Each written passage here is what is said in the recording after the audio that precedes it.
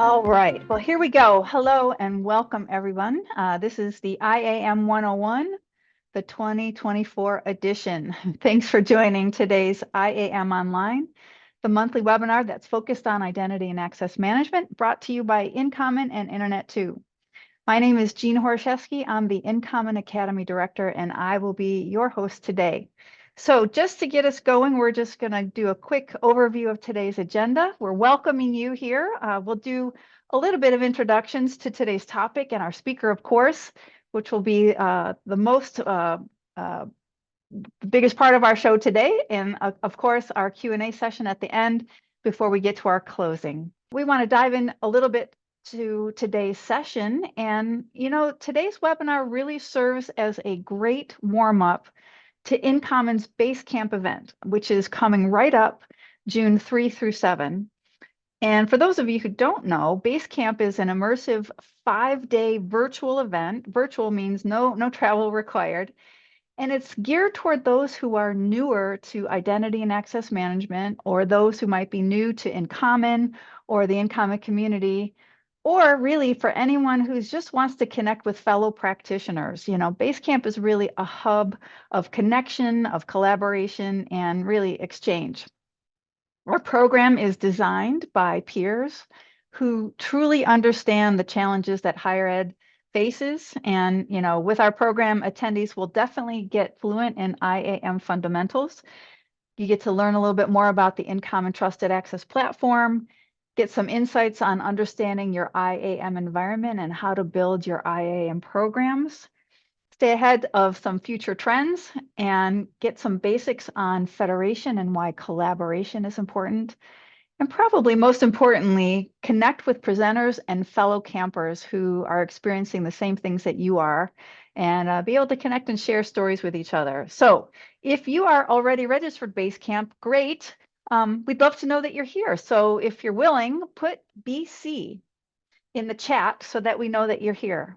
And if you haven't registered yet and you're thinking about it, the countdown is on, so don't take too long, but do register soon. You can check out that link below to learn a little bit more about the event and the program. And we're going to put that link in the chat right now so that it makes it a little bit easier for you to take a look. By the way, all sessions at BaseCAMP are recorded. So even if you or your team members can't attend every single session, for those who register, you'll have access to all of those recordings and you can go back and check it out and get up to date on whatever you might have missed. So let's get to it. I'll start by introducing you to our speaker today. Grady Bailey is a senior software engineer at University of Texas, Austin. He has been a Longhorn for quite some time. He started at UT Austin as a student back in 2006, and he later joined the Identity and Access Management team in 2017 as an integration engineer, and is now leading also the Authentication and Directory Services subteam in IAM. But his contributions go beyond UT Austin. He also serves on InCommon's Technical Advisory Committee, the BaseCAMP Committee, and Camp Week committees as well. And he's also a speaker at this year's BaseCAMP, and he'll be talking about how to work with vendors. When he's not thinking about identity and access management, and Grady enjoys tending his lawn, we'll have to ask him some questions about that one, playing games, and watching sports. So Grady, we are so happy that you are here today. Thank you so much. And I am going to stop sharing my screen and I will let you take it from here. Thank you so much, Jean. Give me 1 second, and we're gonna jump straight into it. So as was mentioned, we are presenting IAM 101, and what that means to me and to all of you is that we are starting at the very beginning. I am not assuming any level of knowledge, even though the fact that you found your way to our IAM online today, I assume you have some knowledge, but for the purposes of the presentation, we're going to start at the beginning. I'm going to assume nothing. I am speaking to a higher education context, but really these concepts are going to apply across all sectors. So if somehow you found your way here and you're not necessarily working in higher education, it still will benefit you.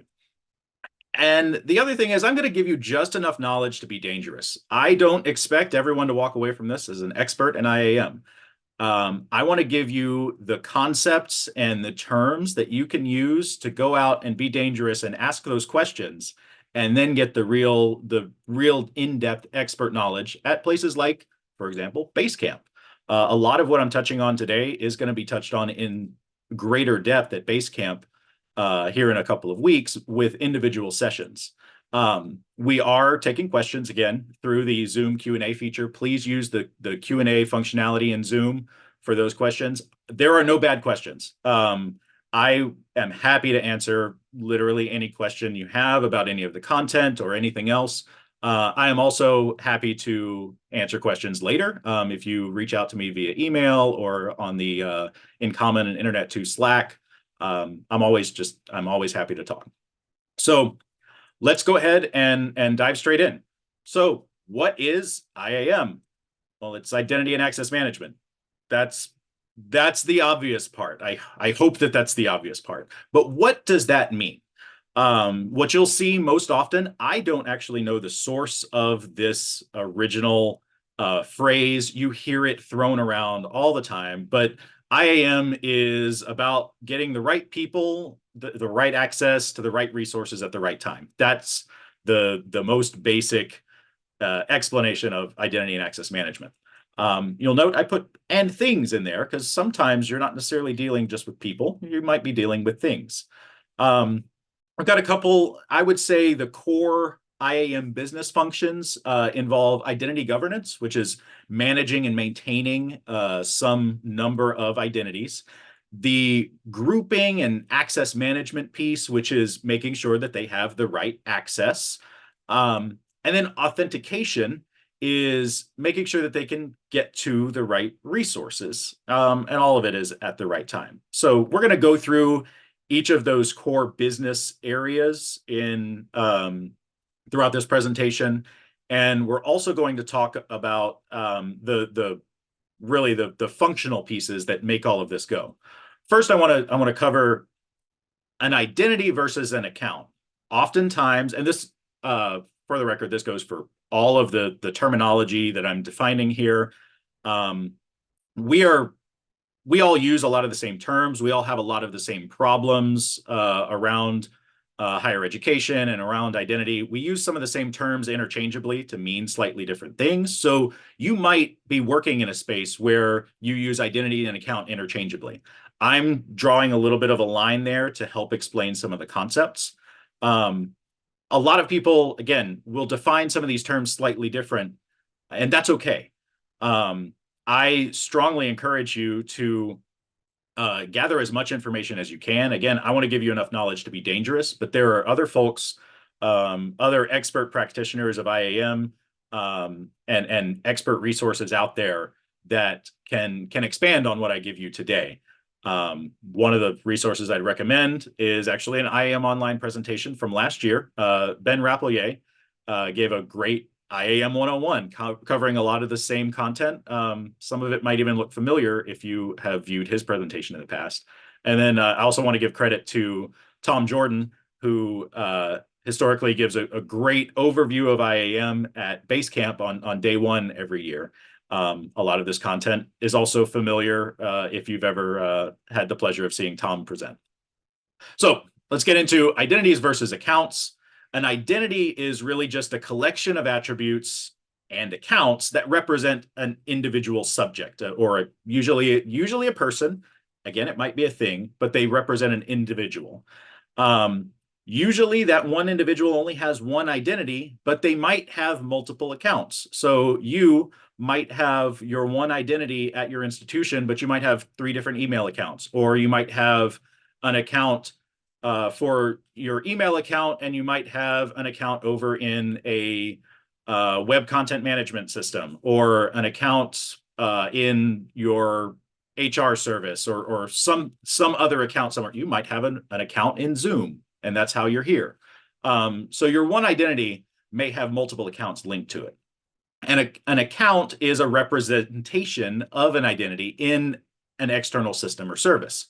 But the interesting thing is usually that system or service might treat that account, which is an account to you, might treat it as a full identity. That's one of the ways in which these terms get kind of mixed up and thrown together.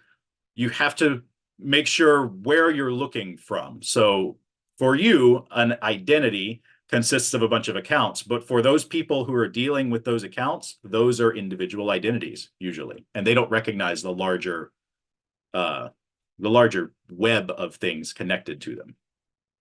I also want to present the identity concept of an identity lifecycle and lifecycle management.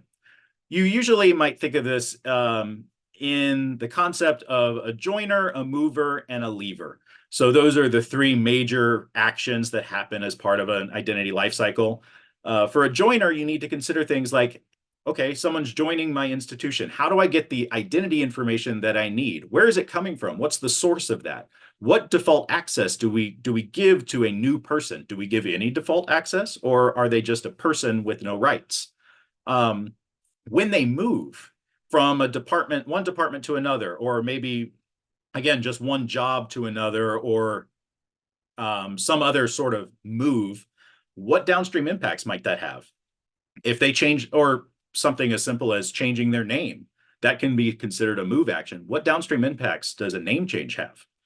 And then as a leaver, generally outside of higher education, leaving is easy. In higher education, we make it very difficult to leave, right? Think about your institution. Do people ever actually leave? And if they don't actually leave, if their identities never leave your sphere of influence, where do they go? Again, higher education identity life cycles usually look a little different. So I'm going to give you an example from a certain burnt orange affiliated institution. This is what a life cycle might look like for different classes of people or different affiliations, where you might have someone who is a prospective student. They might become a student. Maybe they've applied or they've indicated some sort of interest. And then once they're accepted, they become a future student. And now you know they're coming to your institution. Then once they're actually enrolled and taking classes, they are a current student. But eventually they leave and they become a former student. And you can see this is a way in which you might track that move, leave, and join, or join, move, and leave without actually leaving, because that former student is always going to be a former student. So identity lifecycle is just something to consider as you go through all of this, as you introduce yourself to IAM. Identities live and breathe much like the people who own them. So what are the core technical components of an IAM ecosystem? Excuse me. So typically an IAM ecosystem will have an identity manager. This is a system that maintains identities with business logic and other functions. It might also handle your grouping, your access management. Identity management systems can be very large, or they can be nice, slim, and nimble. It depends on the institution. Usually you'll have an identity registry. That is the knowledge center. It stores all of your identities and the information about them, their attributes. And then you'll typically have an identity provider, where that provides identity data externally for single sign-on and authentication. This might be connected to identity federations, which we'll get into in just a little bit. And then you also probably have some sort of provisioning engine that takes your identities and provisions accounts downstream in downstream services that may well be part of your identity manager. So what does that look like? This is a lovely graphic that tries to illustrate, and we're going to come back to this several times, tries to illustrate how an IAM ecosystem interacts. So you see on the left-hand side, you have your what you may have, again, at your institution or any institution, you've got your source systems, things that feed identity data into the IAM ecosystem. And the core functions of your identity manager, your identity registry or identity repository, grouping systems, things that manage and facilitate access to things and authorizations, down into your provisioning systems, your authentication systems, and then your downstream services that are external to your core IAM ecosystem. We're going to come back to this diagram at several points as we go through each individual element. Next, I want to jump into identity creation and provisioning. This is the first step really in that life cycle, right? So someone is joining your institution. Their identity gets created and some things happen and they get provisioned. But how does that happen? Are you automatically creating the identity for them, or do they have to take some action to claim it? Maybe are there multiple pathways to someone creating an identity at your institution? What's the base set of information that you need to create an identity? Do you only need a name? Do you need a name and an email address? Do you need a full suite of data about someone? What's your threshold for what's needed to create a new identity within your IAM system? Who can create them? Can someone create them on their own? Do you have maybe you have batch processes that create new identities whenever some data is fed into them, or maybe you have a process by which anyone can create a new identity. And then, as part of that creation process, do you need to do any identity proofing? Just because someone creates an identity, how do you know that that's that person? And then what authorizations or roles, this kind of goes in hand with what information is created and the provisioning part. What gets created for a new identity? Are they just do they just end up in your identity registry and they sit there until they take some additional action? Are they granted some default set of permissions where they can do some things but not all things? Or do you decide that they're just going to be able to do everything because they're now in your system? And then again, what do they get provisioned into? Are you automatically creating an email account for every identity that gets created? Or are you automatically putting them into some searchable directory because they just got created? Or do you have some sort of gate to dictate when and if they get provisioned into those downstream systems? These are all things to consider as part of that identity creation process. Just because someone creates an identity doesn't necessarily grant them, full access to everything. I mentioned identity proofing, and I want to touch on that a little bit. This is the process by which an institution makes sure that this is the person that they're claiming to be. You're verifying their real world identity in some way. And oftentimes that might just look like maybe they come in person and you look at their government ID, their passport or their driver's license. You may have some other level or some other method of proving someone's identity. And then identity assurance is the degree of confidence that you have that is their real identity. There are different identity assurance levels that are somewhat standardized, and there are different services out there that you may interact with that might require different levels of assurance. So to access a high security resource, you might have to have the highest level of assurance that that individual is who they say they are. So maybe you have to reproof them on a periodic basis, or you have to confirm that you have done a certain level of proofing. It's not good enough just to have them attest that they are who they say they are. They have to actually prove it by presenting multiple documents or a number of things. Excuse me. Sorry. So that's identity proofing and assurance.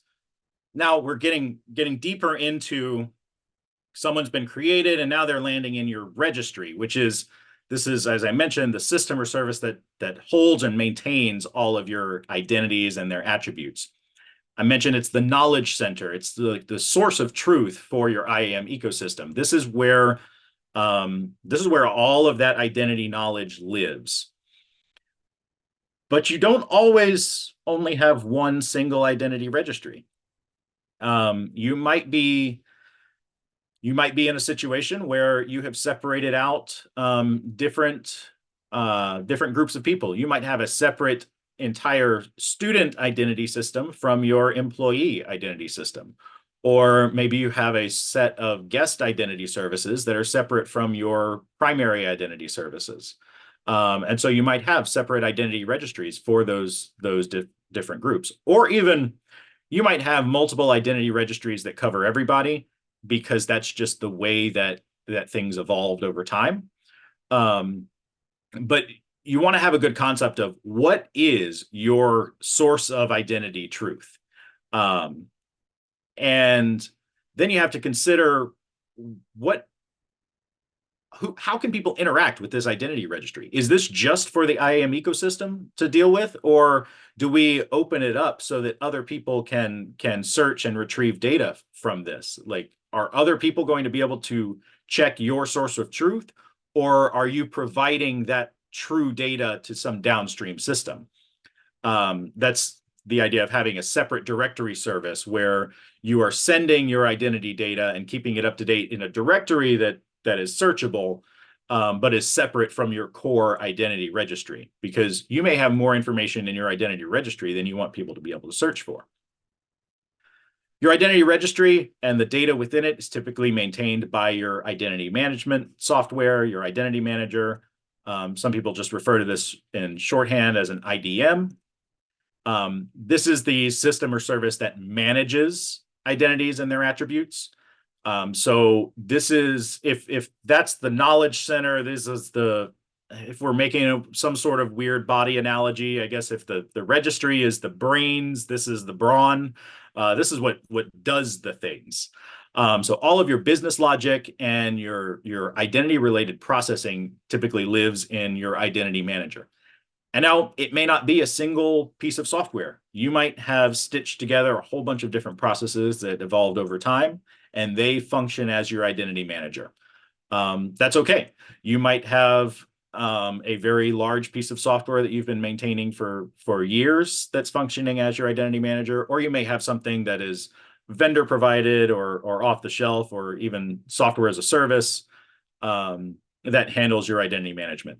The point is just if you have a functioning IAM ecosystem, you have some sort of identity manager.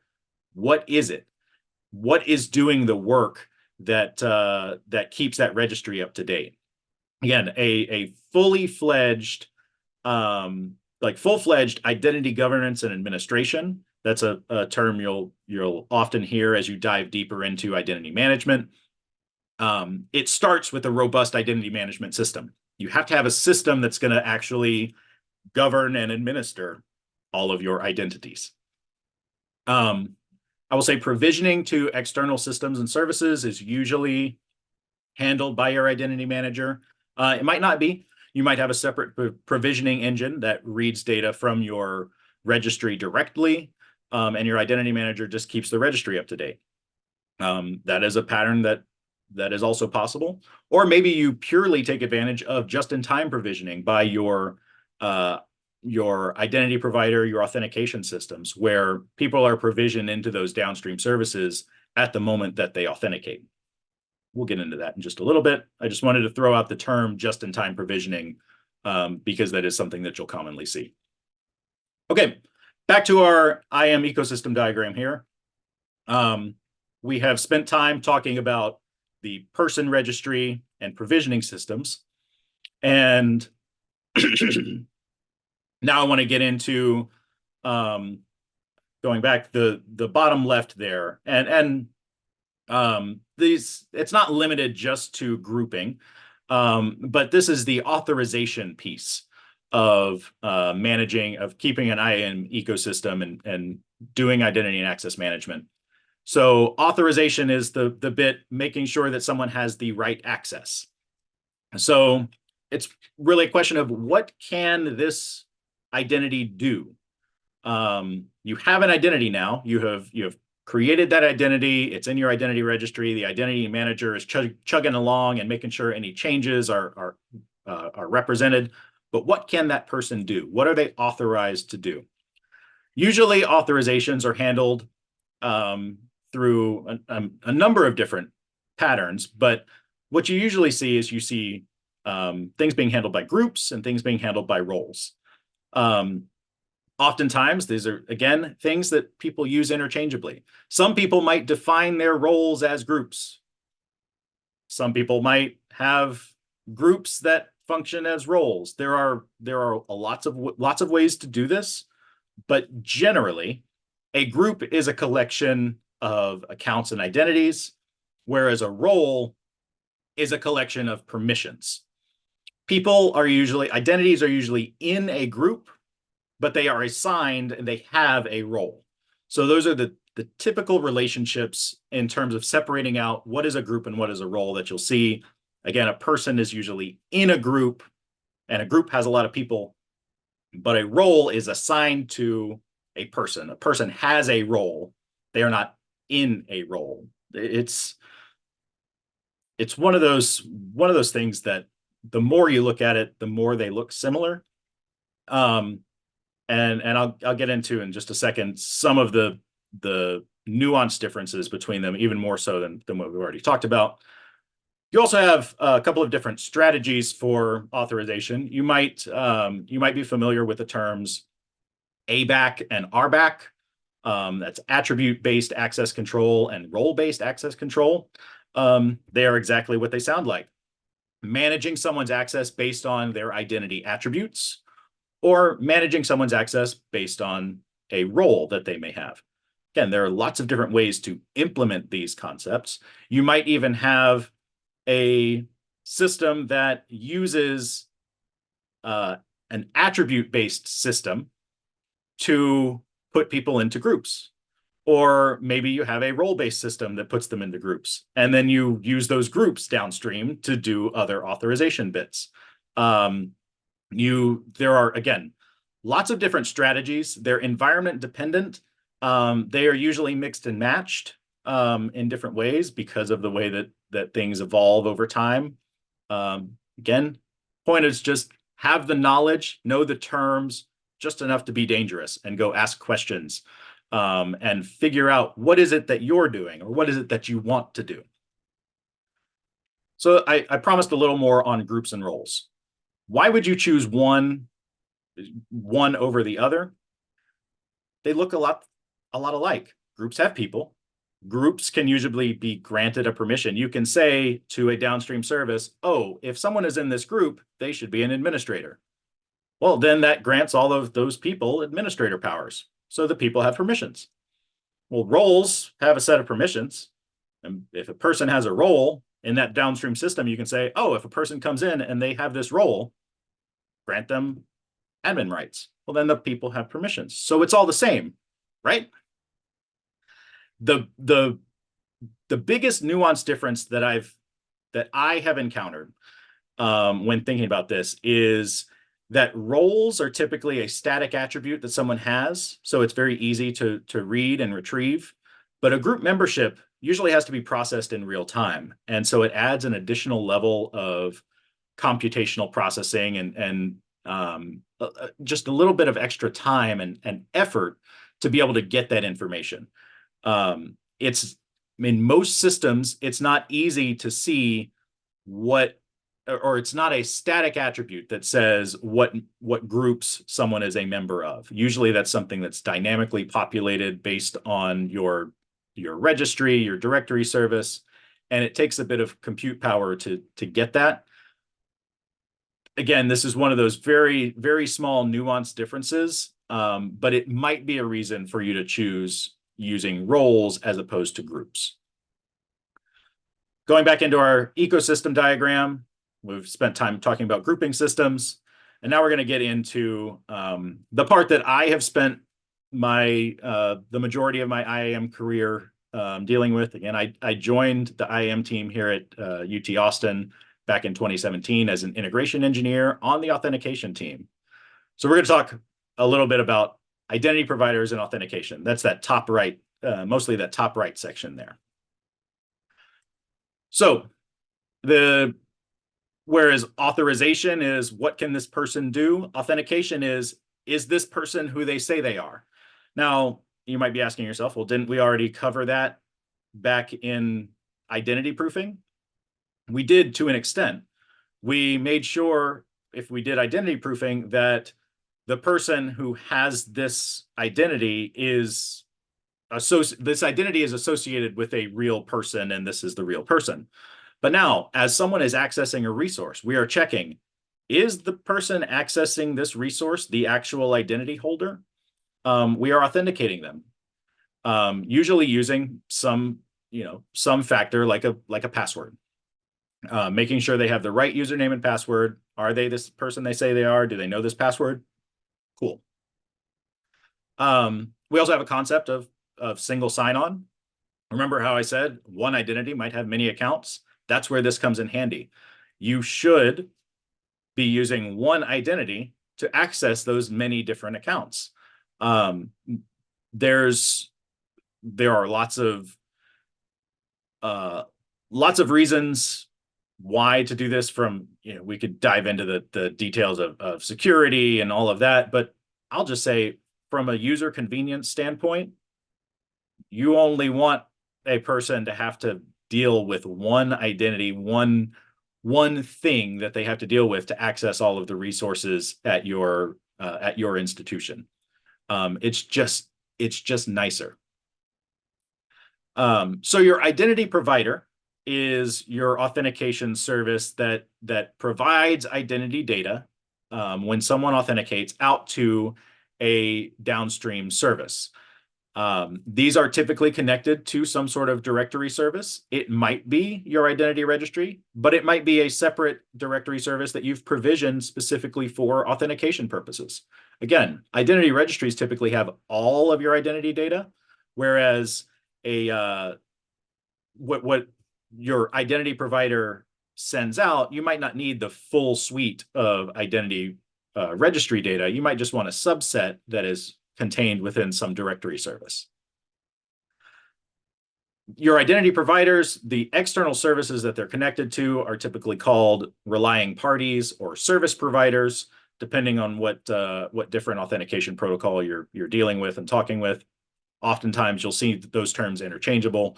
A relying party is just something that a relying party or service provider is connected to your identity provider. If you want to, it's not a great analogy. If you want to think of it in terms of like a client and server relationship, you could, but that's, I would get used to talking in terms of service providers and relying parties. And you are in your IAM system, you're running an identity provider and you're managing an identity provider for a suite of relying parties and service providers that are external to you. Those are the things that facilitate access to some resource that someone wants to use. I mentioned at the top, someone knows a password, they are who they say they are. That is increasingly not enough. Just having a username and password is increasingly not enough. So it's everywhere. Multi-factor authentication is simply using two different factors to prove that you are who you say you are. So what are those authentication factors? I mentioned earlier, the first factor is typically something that you know. It's a password, it's a PIN. But as you get into multi-factor authentication, just knowing that one thing is not enough. So what are the other factors that you typically see? They're typically something that you have. So you may have some sort of hardware token that generates a code that you have to put in, or you might have a security key that uses a particular protocol to generate a key and prove like, oh, I have this thing and it's been registered, so this also shows that I am who I say I am. Or it might be something that you are. You might be leveraging biometric authentication in some way to prove that, again, prove that the person who is authenticating here, the person's trying to access this resource, is who they say they are. MFA, I would say most typically is multi-step, meaning usually you provide that first factor, and then you're routed to a second thing where you provide that second factor. So first factor step, then the second factor.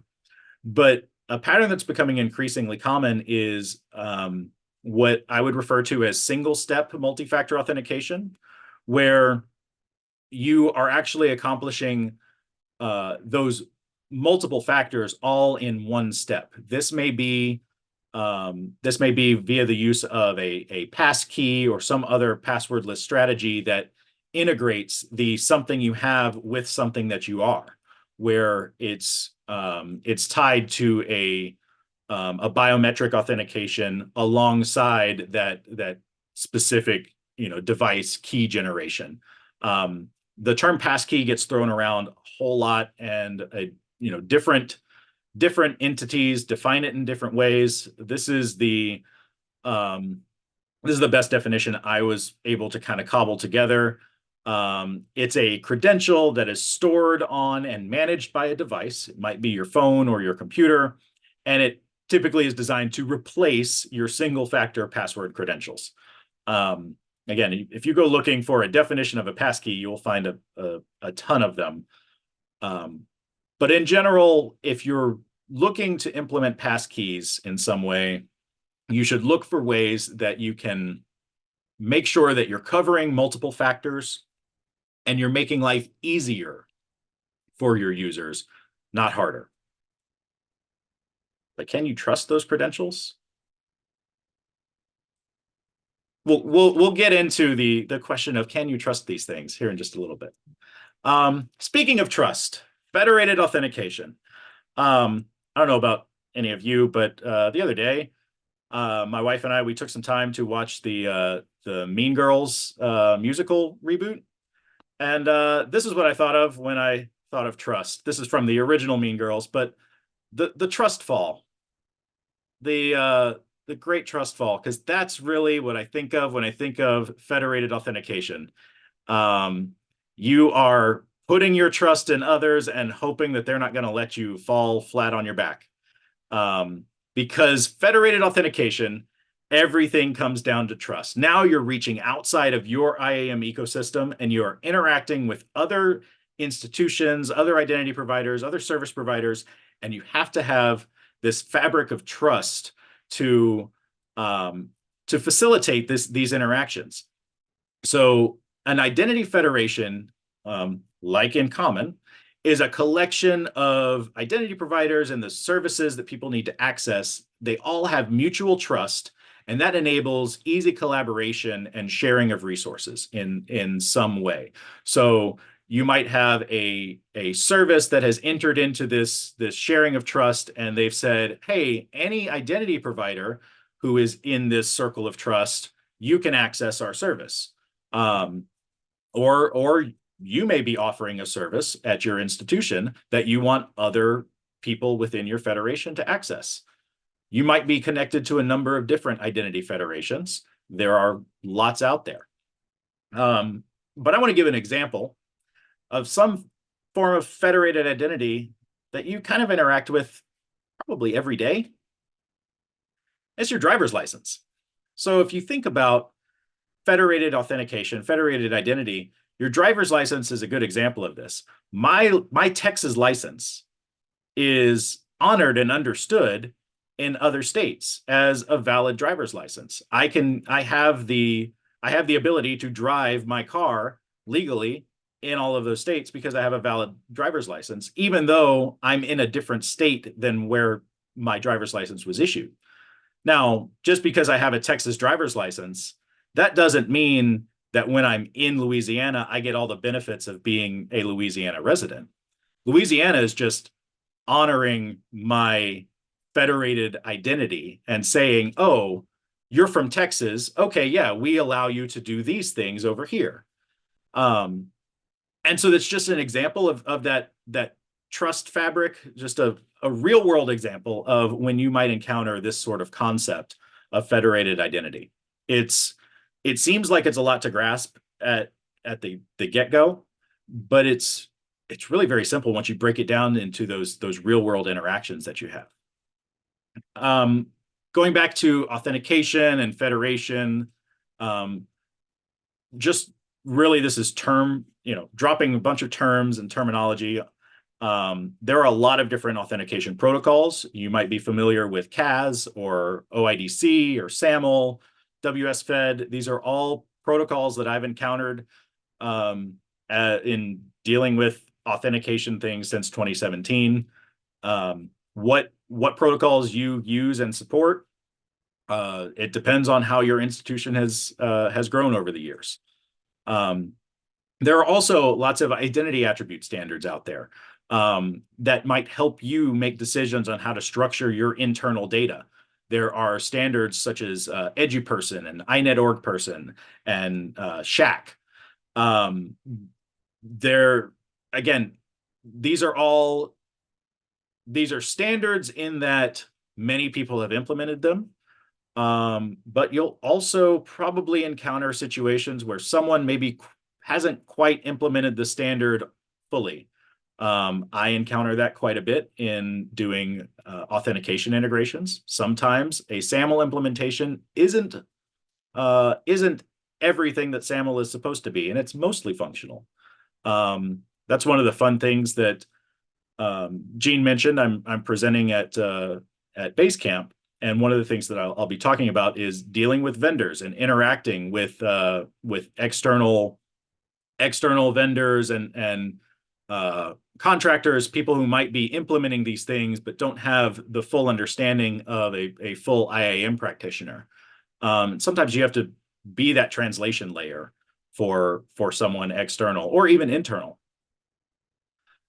Back to our lovely little diagram. Authentication and federation services is what we just covered. We are now mostly at the end of I'm throwing a ton of terms at you, but I want to talk about trust again. And who do you trust? This is from the really interesting and fun run of Marvel Comics many years ago called Secret Invasion, when a bunch of the heroes were secretly aliens in disguise. Who could you trust? These are, as we look forward into the future of IAM and those interactions with external entities, people outside of your organization, you might have the most airtight IAM ecosystem that anyone has ever conceived of. But you're going to have people that you're interacting with outside of your little bubble. How do you know that you can trust them? When you have external collaborators and guests, how do you handle those identities? Do you handle those identities? Do you make them enroll in your system, or do you trust someone external that says, oh, yeah, they're good? Do you let someone vouch for them? Do you trust those identity providers that issued those credentials that they're bringing to you? What do you do if that trust is broken? What if you're allowing people externally to come to you with their external credentials? What happens when that identity provider says, oh, we have a problem, and yeah, we don't know that you can trust everyone coming from us? How do you handle those things? Again, this is thinking about the future and the broader scope. These are things that people are going, there are lots of presentations at BaseCAMP about some of these topics, and even beyond BaseCAMP, reaching into the larger community, people are actively talking about these things very, very frequently. The new horizon is things like verifiable credentials and digital wallets. When, again, you're doing that identity proofing and someone walks up with their driver's license, a physical driver's license, well, that's easy. That's probably something you recognize. But what happens if they show up with their driver's license on their phone? How do you is your IAM system capable of verifying a digital driver's license, some sort of mobile credential? What counts as verifiable? Do you have a plan for, as these gain traction, for supporting those things? Are you going to issue them? So that's we're all going to have to deal with this at some point. If everyone moves to having digital credentials and your institution is still printing a card like this, that that might be a problem down the line that you need to think about is how can we get from a physical card to a digital card that someone doesn't have to carry around the physical item with them. And then can you even trust these things? Um, that's not something I have the time to get into today, but there are lots of great discussions happening in the community, and especially at BaseCAMP. I know there's a session on Friday at BaseCAMP that's talking about the future of IAM. And at this point, I am happy to answer any questions. How would you know if an external organization would lose trust? How would you know if external organization would lose trust, Grady? That that is a great question. Um, in the case of a federation like we'll use the InCommon Federation, there are policies and procedures for notifying the federation in the event of some sort of an incident. Again, it's mutual trust. So if I as a federation participant believe that I've had an issue, I know that other people are trusting me. So I should trust them enough that I can share some of that information, and I can go and I can say, hey, we have this issue. Again, everything's built on trust. So that's really that you have to leverage that trust, not only just to allow people in, but also for the um, dealing with incidents. Mhm. And what about the impact of AI and deep fakes? Is that a concern within the IAM world? I would say that's a concern within more than just the IAM world. I would say that's a concern across a lot of different disciplines. Yeah, it's getting harder to ensure that someone is who they say they are. We're all again, outside of just IAM, we're having to grapple with what what are the ways that you can verify someone is who they say they are. I know that just the nature of doing this presentation, for example, this presentation is going to be posted on YouTube. There's going to be a lot of my voice out there and available for an AI to process and potentially generate a deep fake. That is a thing that we all are all going to have to contend with. And I don't have the answer to that question. I know that's a big one, isn't it? Grady, we have a different question coming at us here. Can you explain what is meant by multilateral federated identity? The submitter says, I hear this term as something that is required for large research institutions who want their researchers to be able to collaborate across institutions. So, what is multilateral federated identity? So I think what you're asking about is just again the idea that you have entered into a a circle of trust with a bunch of other institutions. When you, for example, when you join the InCommon Federation, you in that circle of trust, and you can, depending on the service, a service might allow anyone with a credential that is a member of the InCommon Federation to access their service. Or there may be a different a different standard that they're held to. So it's not only that you're in the InCommon Federation, but you also assert some level of identity assurance. Um, Again, there are lots of different ways of accomplishing this federated identity model, but it's all based in that same sort of trust, that trust fabric. And you have to decide as an institution, as a service provider, who it is that you trust. Who are you going to be sending your identity data to whenever it's requested? What identity data are you going to send? And then again, if you're offering services, who are you going to allow to access them? And what data do you need from those identity providers? What's good enough to allow someone to access your resources? Mm-hmm. Grady, how effective can behavior analysis be in determining trust? I don't think that's not something that I feel fully qualified to answer. I will pivot back to the discussion of multi-factor authentication. I do know that there are some multi-factor authentication services that consider things beyond, your biometric of your face scan or things like that. There are some things um, that do like behavior analysis of your and I know this might not be exactly what you're talking about, but analysis of your typing, for example, that might be able to more readily determine who you are. There are things in terms of your authentication and your access of doing analysis on where someone's coming from and determining, oh, this person just authenticated this morning from Austin, Texas, and 3 hours later they're authenticating from Russia. That's probably not valid. You could think about some of the behavior analysis things that like your credit card company does to determine fraud. There are more ways to do some of that.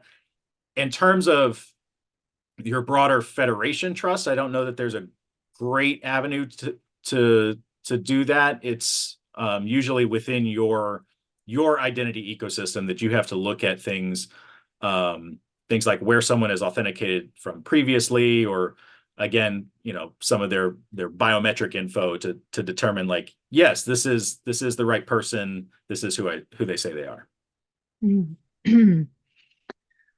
Thanks, Grady. I don't know if this is a quick answer or not, but we only have a few minutes left. I'll put it out there. Can QR codes represent a future digital identity and replace the physical standalone card? Is there a short answer to that, Grady?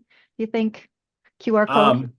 I will say I don't know that a moving QR code is not something that I have encountered before. That sounds really interesting. I'd love to look into that more.